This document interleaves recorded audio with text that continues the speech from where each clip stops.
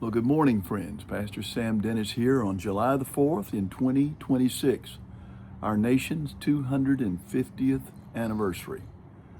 Well, what a storied 250 years this has been.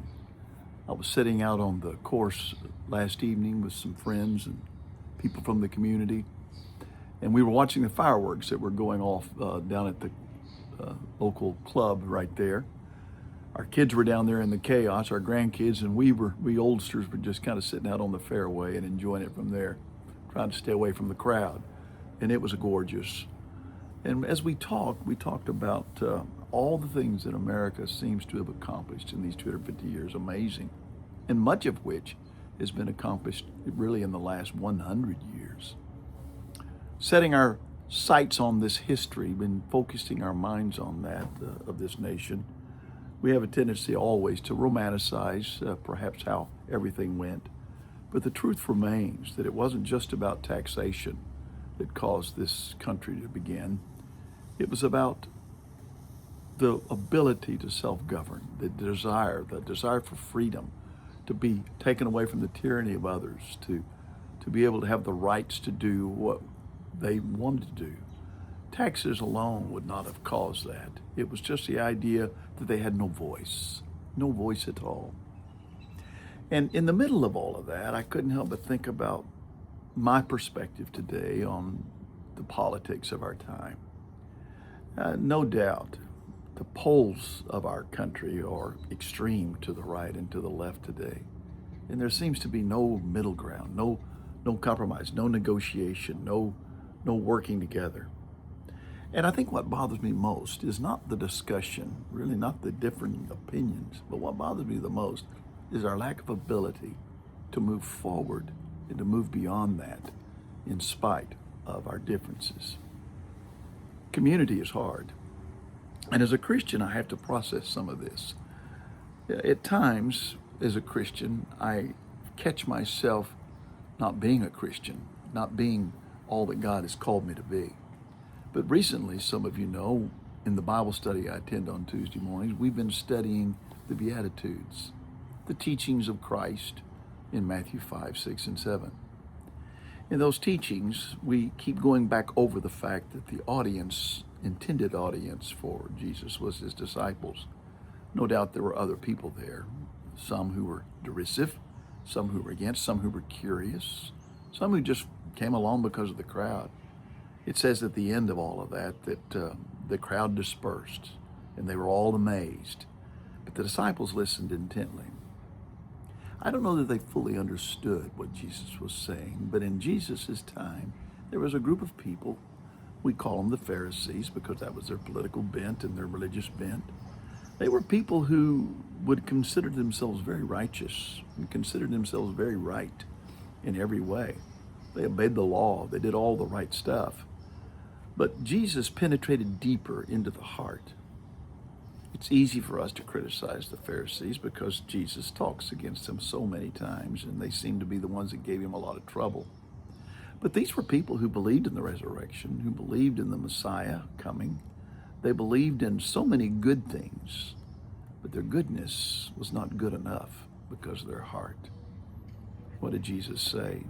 Even if you look at a woman with lust in your heart, you have committed adultery. He talked about going into the closet to pray. He talked about doing the things that were religious in a private way and not a public way for being noticed by others. And as you read that, if you read it over and over and over, those qualities, you come away with the notion that he was calling people to a whole new experience of knowing and worshiping and living for God. One that was based not just on your actions, obviously, but on what you felt inside. Reading the psalm this morning, and it said, "Blessed is the man who walks not in the counsel of the wicked, nor stands in the way of sinners, nor sits in the seat of scoffers, but his delight is in the law of the Lord, and on his law he meditates day and night." Well, the Pharisees did that. But then he goes on and says, "He is like a tree planted by streams of water that yields fruit in season, and its leaf does not wither." The wicked are not so. They're like chaff that the wind drives away. Therefore the wicked will not stand in judgment, nor sinners in the congregation of the righteous. For the Lord knows the way of the righteous. He knows the way of the righteous, but the way of the wicked will perish. Man looks on the outward appearance, but God looks on the heart. He always has, and he always will. And that's not to say that we need to be perfect, but it is to say that we need to evaluate our real heart. I don't know about you, but I worry sometimes about our country and the direction it's going, and then I catch myself spending so much time on that, I forget to take time to worry about my own self, my own attitude and heart, how I live and what I do and how I talk, what I say. God has a way of testing us to find out who we really are. And it's found in his word, but also time on our knees in prayer. At 250 years of age, I won't live to see probably the next 50-year anniversary, 300 years of the 300th anniversary. 50 on top of 76, according to my calculations, is 126 years of age. So this big birthday is my last big birthday for our nation. And I wonder, what is it can I do to help us come back together? And I realize there's very little I might do, except for the way I respond to others. I want my children and my grandchildren and the people that I have influence over, which are not so many anymore, but enough. I want them to know my heart, and I want my heart to be pure before God. I want my righteousness not to be something that's just lip service on the outside, but my righteousness to be something that is tested by God. Know my heart, Father. Know my heart, God. Test me. See if there be any wicked way in me, and lead me in the path of righteousness. That's what I'm praying for me. And perhaps if the church would do more of that, not only will the church, the nation, be able to celebrate its 250th anniversary, but the strength of the church might be able to celebrate its next anniversary as well. How strong is the church really? What really have we done in recent days? We've been very involved in politics, but have we been really involved in culture like we should be? Is America any more religious or closer to God because of our influence? Have we really penetrated into the hearts and minds and attitudes and thoughts of people? Or are we finding our polarization so strong that no one's listening anymore? Before you get critical of them alone, take a good look at yourself. That's what I am trying to do in these last days of my life.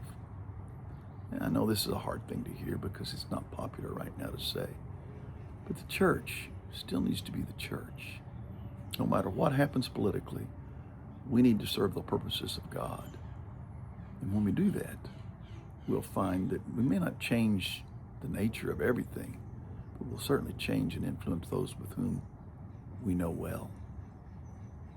I pray this for you, and I pray this for me. On our nation's 250th anniversary, the church is still standing. Well, I hope so. Stand with me. Let's try to do a better job on this anniversary of our nation. I love this country. I'm so grateful for the sacrifice of so many that paved the way that I could even talk to you today. But I look back on some of the nature of those people who gave so much, and I found in them a character, in many cases, it was a bit stronger than the character of myself and the peers I know in today's culture. Their godliness was more than just skin deep. It came from the heart.